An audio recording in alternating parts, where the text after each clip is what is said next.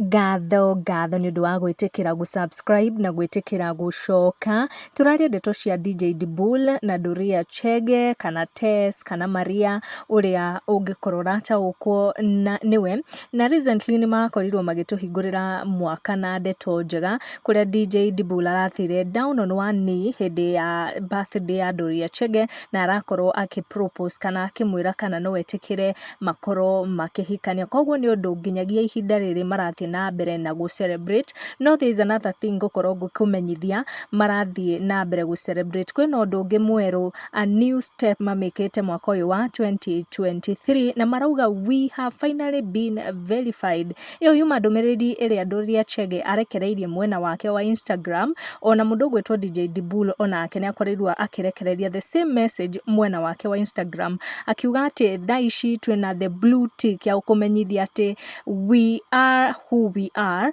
Na wakinya hau wona page ingĩ itarĩ na blue tick na rĩna rĩtwa rĩa DJ DEBUL kana DOREA Chege, ũkamenya huyo sio sisi. Koguo marauga we have finally been verified, na nĩ marathiĩ na mbere gũkenerera ũhotani ũcio mwena wa Instagram. Tũgũkinya ndeto icio hau, tucemanie in our next video, na make sure nĩ ũra subscribe.